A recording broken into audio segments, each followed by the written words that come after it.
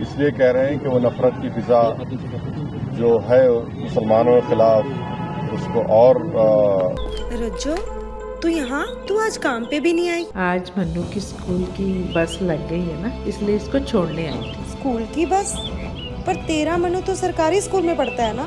हाँ जी दीदी, अब सरकारी स्कूलों में 200 बसें चल पड़ेंगी, जिसका फायदा मेरे मन्नू जैसे 10,000 बच्चों को होगा। सरकारी स्कूलों ਨੂੰ भी बहुत शानदार ਬੱਸਾਂ ਅਸੀਂ ਦੇਵਾਂਗੇ। ਪਹਿਲੇ ਬੈਚ ਵਾਸਤੇ 20,000 ਬੱਚੇ ਦਾ ਅਸੀਂ ਪ੍ਰਬੰਧ ਕਰ ਰਹੇ ਹਾਂ।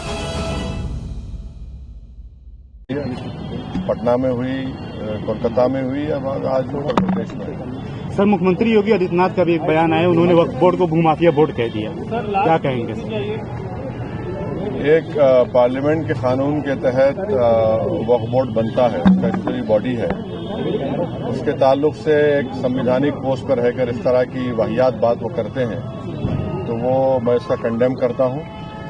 और वो क्यों कह रहे हैं? इसलिए कह रहे हैं कि वो नफरत की फिजा जो है मुसलमानों के खिलाफ उसको और फैलाना चाहते हैं। जब उत्तर प्रदेश में जितनी वक्फ की प्रॉपर्टीज हैं उसको सरकार के ऑफिसर खुद सर्वे करते हैं, और सर्वे करने के बाद जब रिपोर्ट लिखते हैं चीफ सेक्रेटरी को, तो सरकार उन प्रॉपर्टीज को गजट इशू करके कहती है कि वक्फ की प्रॉपर्टी है। वो कैसे इस तरह की बात करते हैं? तो सिर्फ और सिर्फ नफरत फैलाना इनका काम है, और वही काम कर रहे हैं। सर, मीडिया रिपोर्ट्स में ये बात आई है कि अभी हम जवाब दिए हैं, जितने भी वक्फ प्रॉपर्टीज उत्तर प्रदेश में है उसका गजट नोटिफिकेशन किसने इशू किया? आपने तो इशू नहीं किया, हमने तो इशू नहीं किया, सरकार ने इशू किया।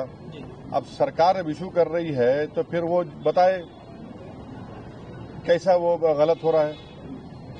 सरकार ही खुद इशू कर रही है और सरकार के इशू के ऊपर गजट होता है। और उत्तर प्रदेश में 95% वक्फ प्रॉपर्टीज जो है वक्फ बाय यूजर है। अब ये जो बिल आया है, इस बिल में वक्फ बाय यूजर को आप निकालेंगे तो फिर उन प्रॉपर्टीज का स्टेटस क्या होगा बताइए? इंच की जमीन कहाँ है वो तो गजट नोटिफिकेशन सरकार का इशू है, तो गजट नोटिफिकेशन कैंसिल करेंगे क्या? वो कौन सा कहाँ पर है? अच्छा, संभल की मस्जिद है, एएसआई का मॉन्यूमेंट है, और उस मॉन्यूमेंट के 5 फीट के ऊपर आप आउटपोस्ट बना रहे हैं, तो 100 मीटर का कानून लागू नहीं होता उसके ऊपर? क्या बात कर रहे हैं? और फिर वो लोग भी तो, वो जो प्रॉपर्टी है 39A में मुरादाबाद की वक्फ की रजिस्टर्ड है। वो बजट सेशन के आखिरी दिन तक रेजोल्यूशन से पार्लियामेंट ने टाइम दिया है। अब हम तो हमारे चेयरमैन साहब से रिक्वेस्ट किए हैं कि आप इसको जल्दबाजी मत करिए, पूरा सुनने दीजिए। और हम कश्मीर के नुमाइंदों को नहीं सुने हैं, बड़े बड़े प्रदेश से गए हैं या वहाँ के लोग आए हैं, तो हम उम्मीद करते हैं कि जल्दबाजी में कोई फैसला सरकार और हमारे चेयरमैन साहब ना लें। हम तो हमसे रिक्वेस्ट उनसे करेंगे। 25 तारीख को इसको कंक्लूड कर देंगे, जो मेंबर्स उनकी रिपोर्ट है 31 को पेश भी कर देंगे, तो वक्त जो टाइम बाउंड देखिए वो 24-25 को मीटिंग है, मगर मैं प्रियम्प्ट नहीं कर सकता क्या होगा बोलने के लिए। देखिए, जहां तक हम जानते हैं मुसलमानों का एक बहुत बड़ा ऑर्गेनाइजेशन है, all India Muslim personal law board, जिसमें मुसलमानों के मुख्तलिफ मसलक और मुख्तलिफ ऑर्गेनाइजेशन, सोशल, रिलीजियस सब हैं। सब ने उसमें पर्सनल लॉ बोर्ड ने इसको रिजेक्ट किया है, और सब ये कह रहे हैं कि 2013 का जो कानून है वो बेहतर है, जो प्रिंसिपल एक्ट है। आज आप कोई कानून ला रहे हैं तो वक्फ की जायदाद को बचाने के लिए नहीं, वक्फ की जायदाद को बर्बाद करने के लिए ला रहे हैं। आप बताइए कि वक्फ बोर्ड में नॉन मुस्लिम मेंबर कैसे होगा? उत्तर प्रदेश में काशी विश्वनाथ बोर्ड है, क्या कोई नॉन हिंदू मेंबर बन सकता है? नहीं बन सकता है।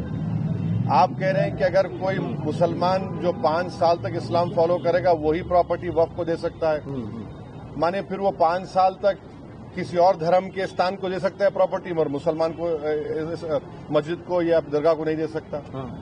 तीसरा, आप कह रहे हैं कि कलेक्टर को हम पावर देंगे। कलेक्टर कैसे पावर देगा? वो तो प्रिंसिपल्स ऑफ नेचुरल जस्टिस के खिलाफ है। कलेक्टर तो गवर्नमेंट का अपॉइंटी होता है। हाँ। चौथा, आप कह रहे हैं कि वक्फ बाय यूजर खत्म कर देंगे।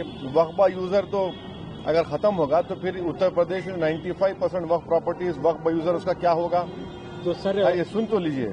फिर आप कह रहे हैं कि कोई भी जाकर कलेक्टर को कंप्लेन कर दे कि भाई ये फुला मस्जिद नहीं है, तो कलेक्टर जैसा उसमें इंक्वायरी ऑर्डर करेंगे, जब तक इंक्वायरी कंप्लीट नहीं होती वो मस्जिद नहीं रहेगी। उस बिल में प्रोविजन है, लिमिटेशन एक्ट हिंदू धर्म के ऊपर अप्लाई नहीं होता, ना सिख के धर्म ना ईसाइयों पर होता है। आप सिर्फ मुस्लिम जायदादों पर लिमिटेशन एक्ट को अप्लाई कर रहे हैं। तो ये वक्फ प्रॉपर्टीज को बचाने के लिए कहां लाया जा रहा है बताइए हमको। ये तो अच्छा 7% वक्फ फंड देना पड़ता है, उसको 5% कर दिया। तो ऑल इन ऑल ये वक्फ को बर्बाद करने के लिए, वक्फ की जायदादों को लूटने के लिए इस तरह का मोदी सरकार कानून लाने की कोशिश तो कर सर रही है। इतनी सब बातों के बाद भी अगर ये एक्ट आ जाता है तो उसके बाद आप लोग क्या करने वाले हैं? देखिए आगे क्या होता है, आगे क्या होता है। CAA का प्रोटेस्ट हुआ था, हाँ, प्रोटेस्ट होगा, बराबर होगा, एहतजाज होगा, क्यों नहीं होगा? सड़कों पर होगा। देखिए हमसे जुड़े रहने के लिए हमारे YouTube चैनल को सब्सक्राइब करें और नई वीडियो की नोटिफिकेशन के लिए बेल आइकॉन को दबाएं।